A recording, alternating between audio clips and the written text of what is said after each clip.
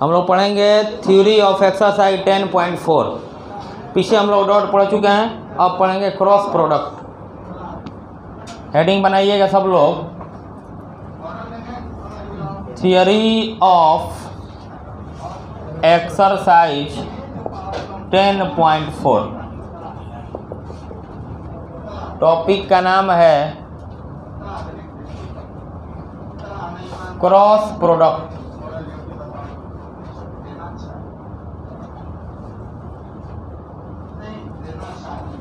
या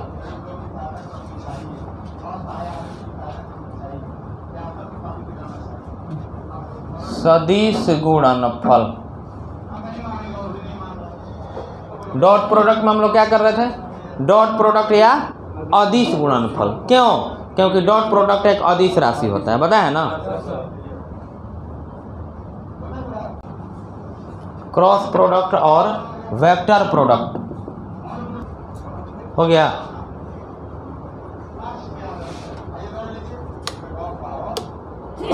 ठीक है, देखो क्रॉस प्रोडक्ट या सदिश गुणनफल फिगर पहले देख लीजिए।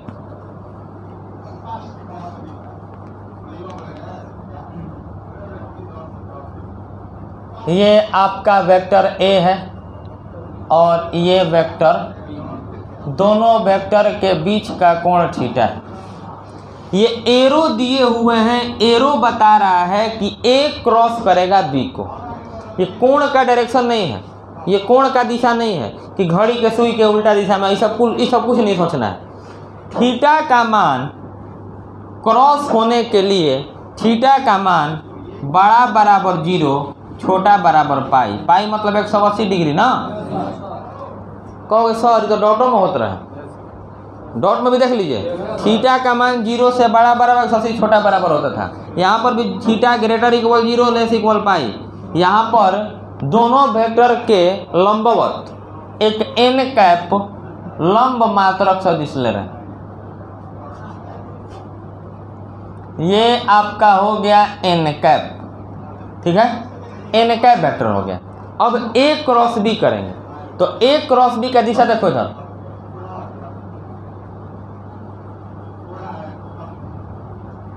ऐसा समझ में। ए क्रॉस कर रहा है, किसको क्रॉस कर रहा है? बी को क्रॉस कर रहा है। अब ये फिगर देखिए कैसे है, पेन दीजिए। ये वेक्टर हो गया, ऐसे ए है बी है, एन कैप ऐसे। एन कैप दोनों पर लंबवत होना चाहिए, दोनों सदिश पर एन कैप।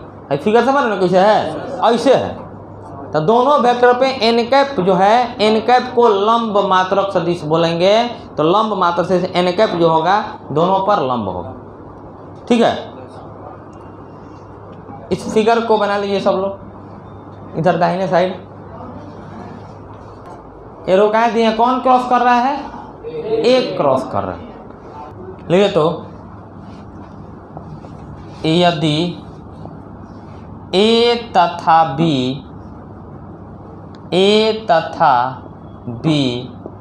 दो सदिशों के बीच का कोण थीटा हो तथा N cap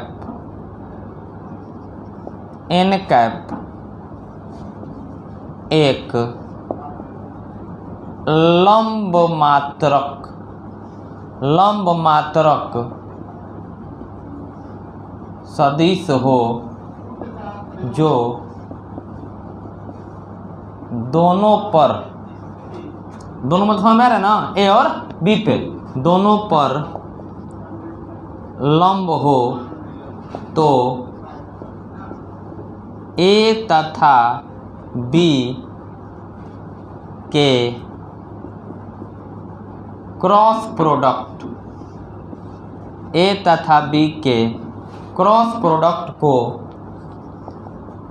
A cross B. देखो बाबू इधर कैसे इसको रीड करेंगे, कैसे पढ़ेंगे? ए क्रॉस बी से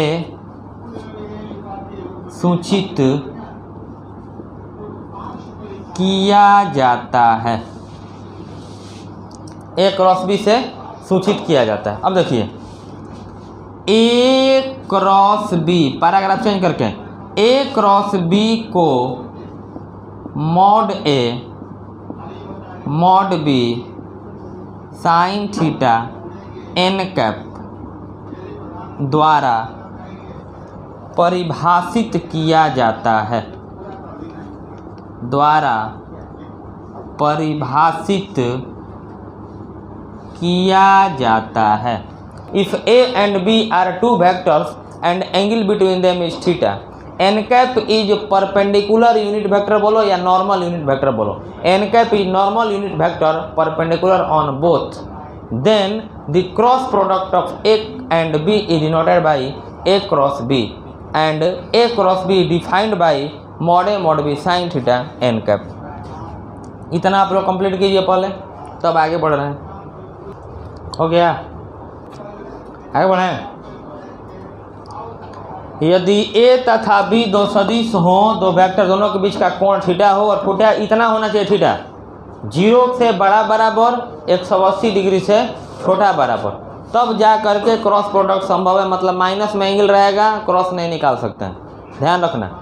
अब यहाँ पर बोल रहा है कि ए तथा बी के क्रॉस प्रोडक्ट को ए क्रॉस बी से सूचित करेंगे। लिखेंगे, गुणा मत पढ़ देना, A cross B, A cross B ऐसे पढ़ना, ठीक है। और ए क्रॉस बी को mod A mod B sine theta N cap, यहाँ पर डॉट आपको याद होगा, mod A mod B cos theta होता था, ठीक है। तो आप लोग लिख सकते हैं, इसलिए A finally A cross B बराबर हम लोग का फार्मूला हो गया mod A mod B sine theta N cap, mod A mod B sine theta N cap. Final formula मेरे पास ये आया परिभाषा के अनुसार।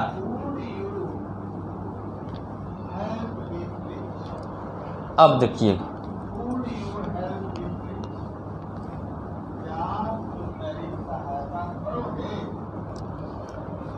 अभी इसे देखो तो ये क्या है, ये 4 क्या है, वेक्टर के लैंग्वेज में क्या है, अदिश है, स्केलर है। 4 क्या है, अदिश है। और आई कैप प्लस जे कैप प्लस के कैप क्या है, ये सदिश है। अब दोनों में गुणा करो तो हो जाएगा 4i cap plus 4j cap plus 4k cap. ये क्या आया, सदिश है। इसका मतलब अदिश में सदिश से गुणा करोगे तो सदिश आता है। अब हम लोग पढ़े चुकी ए क्रॉस बी बराबर mod A mod B sine theta N cap, ठीक है। अब बताइए मॉड ए क्या है, तो मॉड ए जो है किसी भी सदिश का परिमाण क्या होता है, the magnitude of any vector is scalar. तो ये क्या है, स्केलर है, अदिश है। ये क्या है, गुणा है ना, इसको क्रॉस मत पढ़ना है, ये क्रॉस नहीं, गुणा है, सिंपल वाला। मॉड बी क्या है, अदिश। साइन थीटा भी पॉजिटिव है, ठीक है, और पॉजिटिव भी है और ये स्केलर भी है। तो आपका क्या हो गया, ये भी क्या हो गया, अदिश हो गया, अदिश हो गया। और एन कैप जो है ये तो सदिश है, एन कैप लंब मात्रक सदिश है, तो एन कैप जो है आपका ये हो गया सदिश। अब बताओ, यहाँ पर जब अदिश अदिश अदिश में गुणा करोगे, अदिश और फिर सदिश से गुणा करोगे, फाइनल क्या मिलेगा, सदिश मिलेगा, वेक्टर मिलेगा। तो ये क्रॉस प्रोडक्ट जो देख रहे हैं आप लोग, ये वेक्टर होता है। इसीलिए इसको वेक्टर प्रोडक्ट भी कहा जाता है, सदिश गुणनफल भी कहा जाता है। तो दो सदिशों का क्रॉस प्रोडक्ट जो होता है, डॉट क्या आता है, अदिश होता है, डॉट अदिश होता है, इसीलिए उसको अदिश गुणनफल कहते हैं। और क्रॉस सदिश होता है, इसीलिए इसको क्या कहते हैं, तो नोट में लिखो, तो नोट में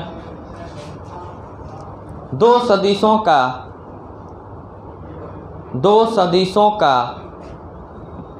क्रॉस प्रोडक्ट, दो सदिशों का क्रॉस प्रोडक्ट एक सदिश राशि होता है। दो सदिशों का क्रॉस प्रोडक्ट एक सदिश राशि होता है। अतः क्रॉस प्रोडक्ट को अतः क्रॉस प्रोडक्ट को सदिश गुणनफल भी कहा जाता है। दो सदिशों का क्रॉस प्रोडक्ट एक सदिश राशि होता है, अतः क्रॉस प्रोडक्ट को सदिश गुणनफल भी कहा जाता है। दो सदिशों का क्रॉस प्रोडक्ट एक सदिश राशि होता है, अतः क्रॉस प्रोडक्ट को सदिश गुणनफल भी कहा जाता है। हो गया। उसके नीचे ये वाला पॉइंट लिख लो जी।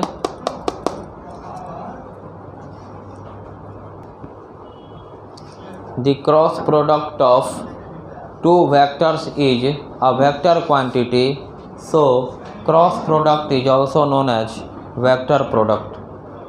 देखो तो इधर ऋणात्मक सदिश पढ़ाए हैं, negative vector.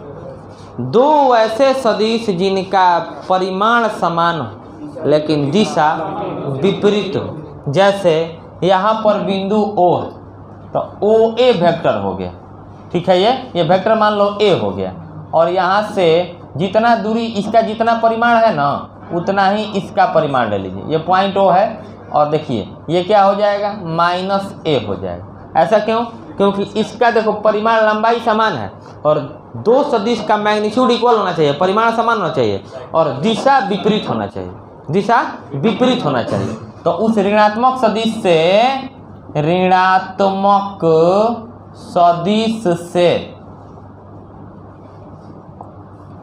A vector is equal to -A vector होगा। A vector is equal to -A, इसको लिख लो। पढ़ा चुके हैं पहले, हो गया। अच्छा, आपको ये बताया गया होगा A डॉट B जो होता है वो B डॉट A के इक्वल होता है। लेकिन बहादुर ध्यान रखना कि अगर आप A क्रॉस B को B क्रॉस A लिखिएगा तो गलत हो जाएगा। माने A डॉट B को B डॉट A लिखेंगे तो सही हो जाएगा, दोनों बराबर होता है। लेकिन A क्रॉस B को B क्रॉस A लिखोगे, सही बनाने के लिए माइनस लगाओ। अब ये पॉइंट एकदम सही हो, ठीक है। अब क्या होता है, कुछ लोग इसको ऐसे समझाते हैं, यहाँ पर देखिएगा कुछ बच्चा गलत समझता है क्या कि यहाँ पर ये एरो जो है ना ये थीटा हो गया, यहाँ पर ये फिगर समझोगे, ये वेक्टर A हो गया, वेक्टर B हो गया, ये थीटा हो गया। अब देखो ये घड़ी की सुई कैसे घूमती है, ऐसे घूमती है। तो भाई जो घड़ी की सुई की उल्टा दिशा ऐसे घूमी घड़ी की सुई, तो उल्टा दिशा हो गया, उल्टे से में प्लस कोण बनता है। तो इसका लिखेगा formula A cross B is equal to mod A mod B sine theta n cap. Theta plus है, क्यों प्लस है? घड़ी के सुई के उल्टा से में माइनस प्लस में कोण बनता है, तो प्लस में कोण बन गया। अब यहाँ पर क्या करेगा कि यहाँ पर थीटा माइनस हो गया। कैसे थीटा माइनस हो गया?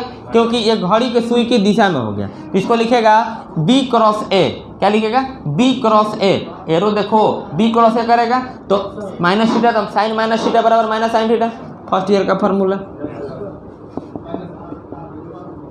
है, इसीलिए माइनस आ जाता है। लेकिन भाई मेरे यहाँ देखो ना, थीटा का मान 0 से बड़ा 180 छोटा माइनस में हो ही नहीं सकता है, तब तो ये क्रॉस A गलत है, थीटा माइनस हो ही नहीं सकता है। तो ये जो तुम एरो देख रहे हो ना, ये घड़ी के सुई वाला एरो नहीं है, ये एरो है A मूव कर रहा है B को क्रॉस कर रहा है, ठीक है।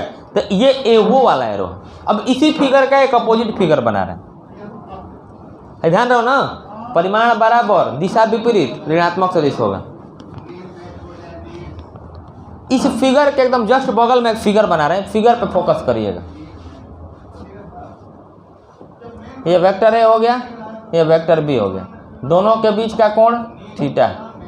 अब देखिए थीटा है, मान के चलो थीटा है यहाँ पे। अब एरो देखो कैसे दिए, ये पता है कौन वाला एरो है? B क्रॉस करेगा अब A को, और देखो n कैप जो है ना नीचे की तरफ होगा, इस n कैप लगभग बराबर है।